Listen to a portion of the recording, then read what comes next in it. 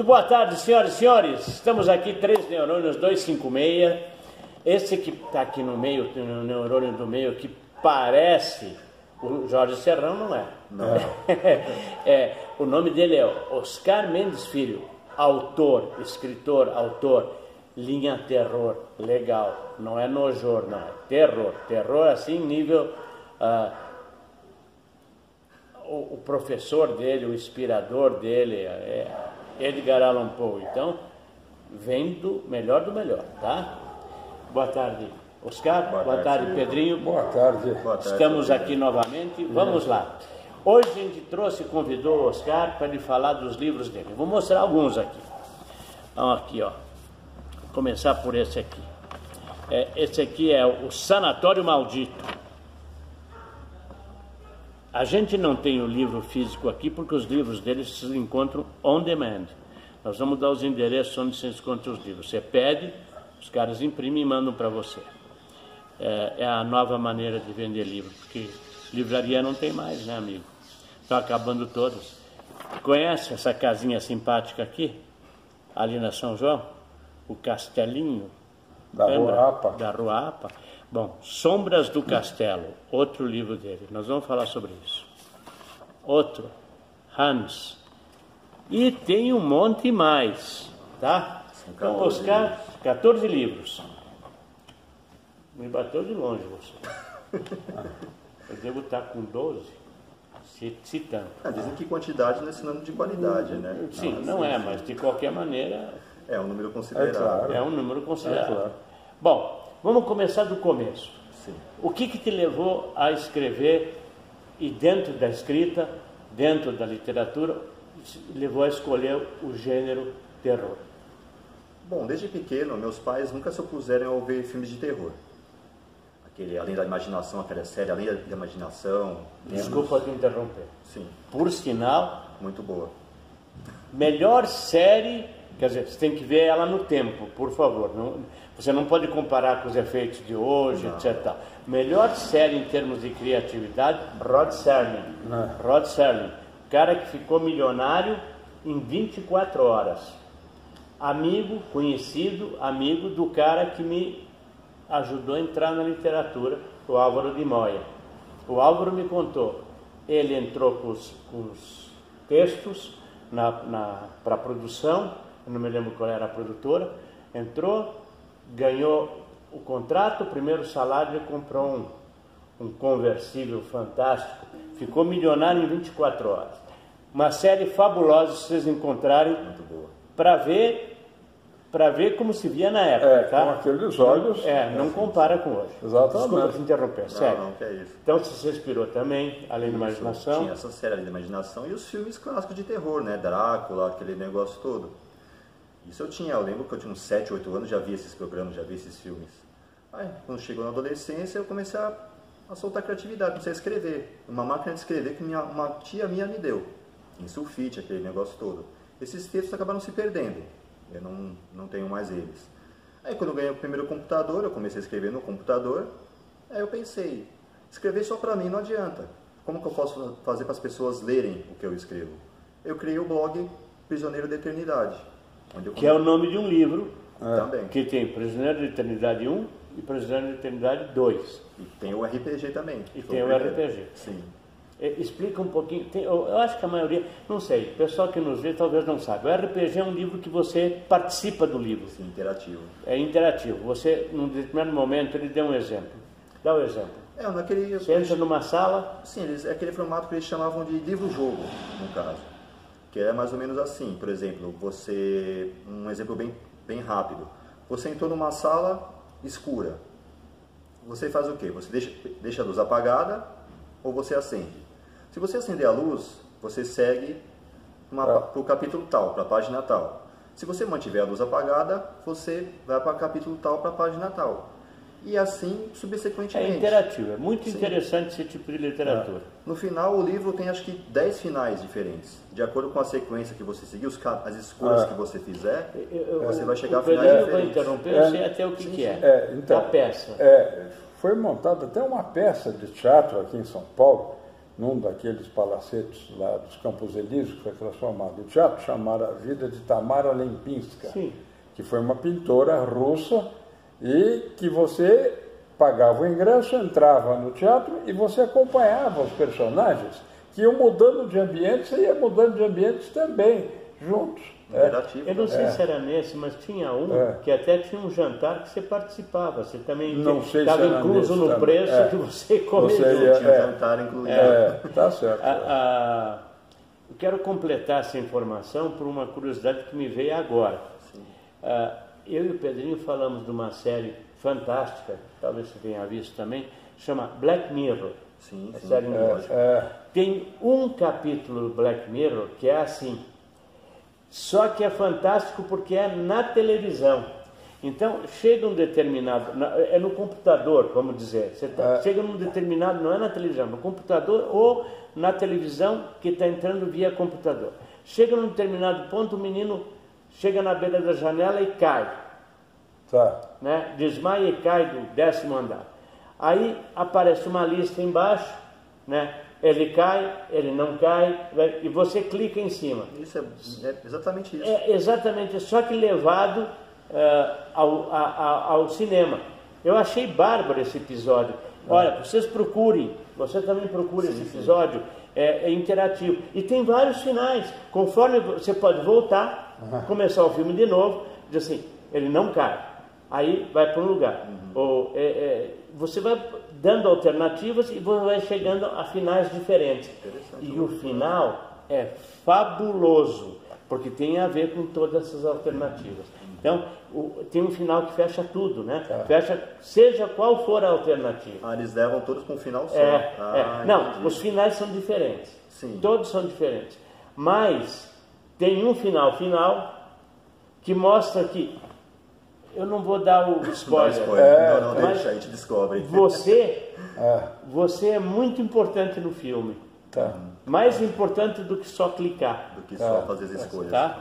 Bom, seguindo. Então, Fala do...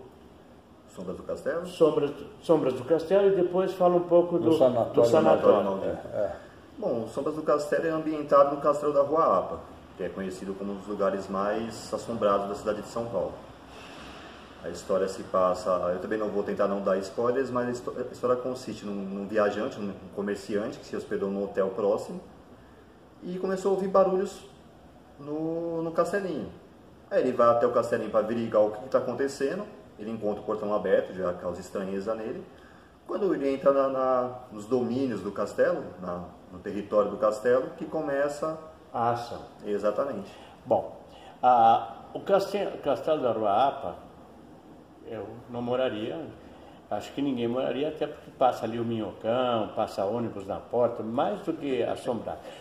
Assombrar, já quem assombrou foi aquele turco lá, o Maluf, que botou aquelas coisas lá, aquilo lá assombrou a cidade inteira, não só ele. Passou uma navalha na cara de São Paulo e deixou uma cicatriz que vai de um lado ao outro da cidade. Mas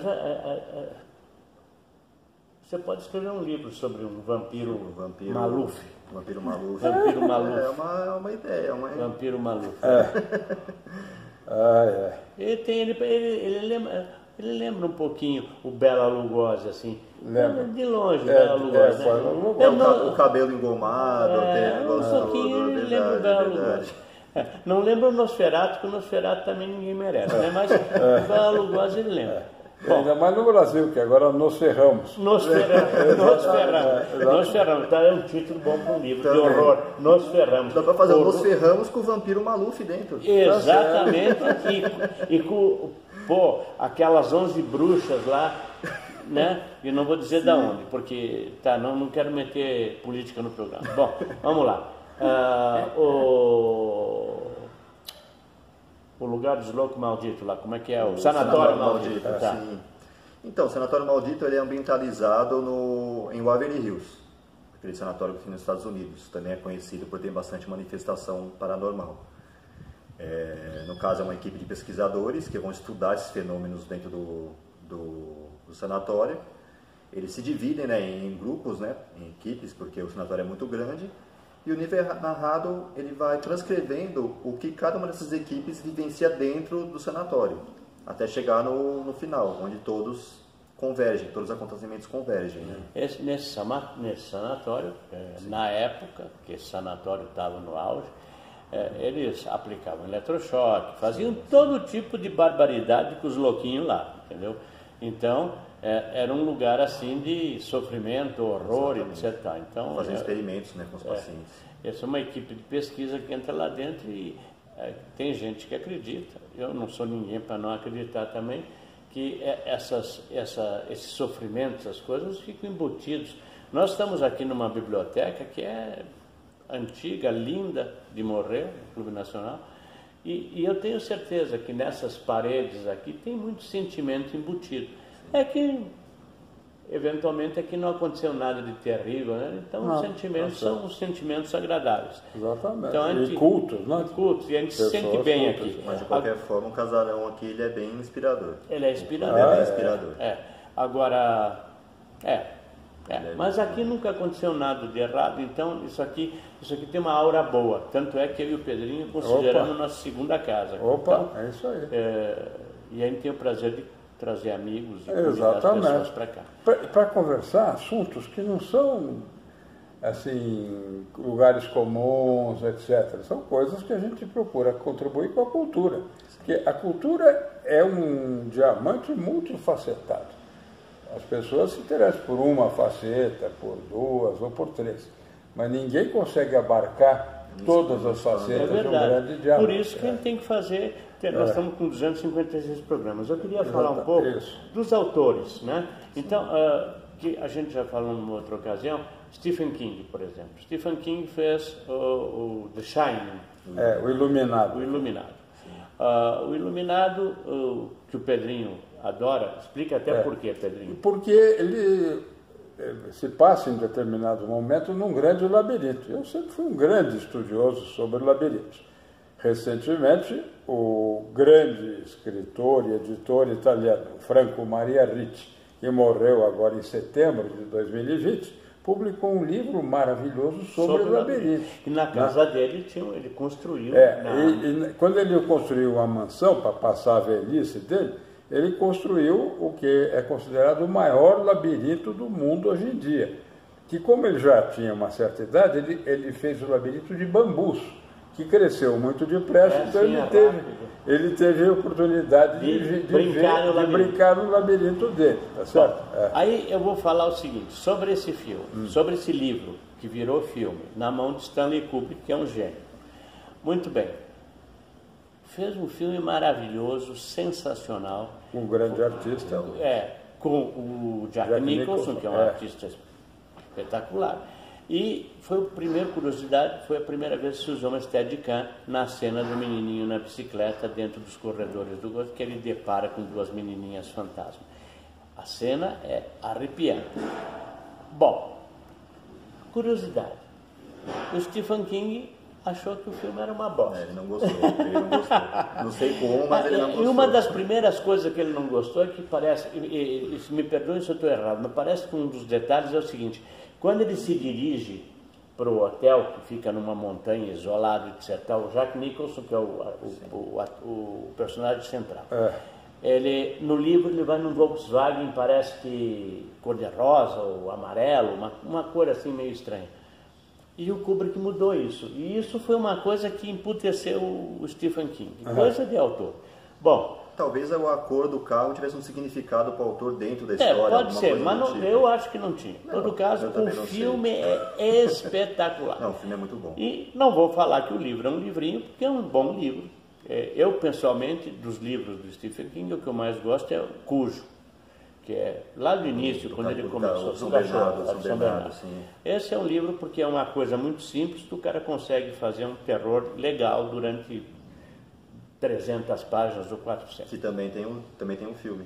Tem o filme. O filme é porcaria também. Aliás, os filmes do Stephen King são todos... depois o Stephen King... As adaptações não são muito boas, né? Depois o Stephen King refez, porque achou que o Kubrick não tinha feito bem feito, refez em 4 horas o Iluminado. Uma droga. Bom, não perca um tempo. Você assistir, não, uma porcaria. Não ficou legal. Bom, Aqui vocês têm a opinião de um especialista. Ah, aí o Kubrick fez também um outro filme, que eu sou escritor de ficção científica, faço ficção científica. Pegou um livro de C. Clarke, que é o 2001, e era um livro normal de ficção científica. Bom, não era espetacular. E fez um filme assim que é um marco na história do cinema, o 2001. Tá? O cara fez nesse filme o maior corte temporal da história do cinema. O macaco, quando descobre que um osso, extensão do braço, é uma arma, começa a quebrar tudo, ele atira para cima, e ele mostra que desde o momento que o homem inventou a ferramenta, que naquele caso era o osso do macaco, ele atira para cima, ele gira e já corta a estação espacial girando ao som de Danúbio Azul, Valsa de Strauss. Arrepiante. Não tem como não arrepiar. Uma cena absolutamente maior corte, milhares de anos assim, e o cara liga. O momento que o macaco descobre a extensão do braço, vai para a estação espacial e sabe Deus para onde vai daqui para frente. Os caras estão falando muito. Quero que você fale mais sobre como comprar teus livros, teu blog. Vamos dar os endereços. O teu blogspot é Prisioneiro da Eternidade. .blogspot.com. Mas Lá, eu acho que como todo mundo hoje em dia tem Facebook, é mais fácil procurar autor Oscar Mendes Filho no Facebook, que tem a página, que lá você curte na página, tem os links para os livros e tudo mais. daí você acha os links para comprar também. Tanto para o blog, tem o link para o blog, o link para o Instagram, o link para os livros e tudo mais. Ó, gente, Fica uma coisa mais centralizada. eu quero falar uma coisa. Às vezes a gente pensa assim, por que a gente vai... vou comprar um livro, compro um livro do Dan Brown, do Stephen King, nunca li Allan Poe, vou ler Allan Poe. Isso vale a pena, leia. Allan Poe vale a pena. Vale a pena, leia. Mas leia para depois ler o Oscar. Então, é o seguinte, se vocês não comprarem livro de autor brasileiro, o autor brasileiro nunca vai fazer sucesso. A não ser aquele que não escreve e que é o mais lido do mundo. E que você compra gato por lebre. Compra gato por lebre, exatamente. Não vamos citar nomes. Ou compra gato por coelho, que é para ficar mais... mais explícito. Pô, e o cara tá na Academia Brasileira de Letras, é imortal. Ou seja, em janeiro tudo é possível. ou seja, falando de assombrações de fantasmas, o cara é imortal. Porra! Imortalizaram ele. Nós não vamos nos livrar desse filho da mãe nunca. Tá? Pelo menos os anais. Os anais. Vai ficar nos anais. No momento ele está no singular. Eu não queria falar. Eu fiquei pensando assim, como é que se eu falava de uma maneira mais educada. Mais sutil. Mas não tem jeito. Então é o seguinte, o Oscar, além de ser nosso amigo, além de ser uma pessoa culta, uma pessoa agradável, ele escreve um terror que não é o que eu inventei a palavra nojor. Não é aquela coisa que a gente vê na televisão lá, tripas e mais tripas, sabe? É um negócio absurdo. O dele é mais intelectual, já falei no início, segue uma linha do Allan Poe. Leva mais do sobrenatural. O corvo fala, nevermore, né? E você fica pensando, nevermore, what, cara pálida, sabe? Então, é isso, é para instigar, é para fazer os neurônios se comunicarem. Tá? Aliás, o tipo de leitor brasileiro é mais ou menos esse tipo que eu vou contar para o senhor.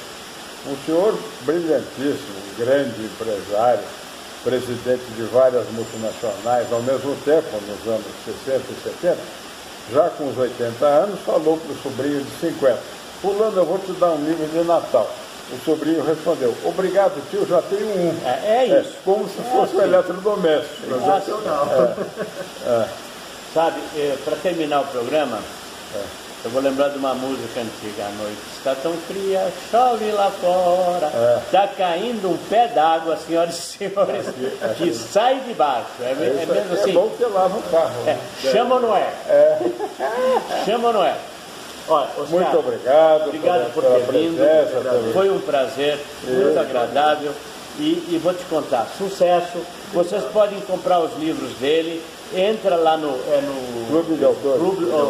Clube de Autores. Ou na Amazon. Ou entra na Amazon. Na Amazon tem o livro virtual. Se quiser, como eu prefiro. Para mim, livro tem que estar na mão. Clube de Autores. Pesquisa Oscar Mendes Filho no Clube de Autores. Clube de Autores. Que aparece nos livros lá. São quantos? 14 livros. A gente recomenda. Qualquer coisa você reclama com a gente, tá? Um beijo para todos. Serviço de atendimento ao consumidor, tá? Sacou? 3 neurônios aqui, dando força ao autor brasileiro. Estava dormindo? Acorda! Compra um livro do Oscar, tá? Beijo para todos, clica, compartilha, aperta o sininho, aperta o que você quiser, tá? Também estamos livres, tá? Um beijo.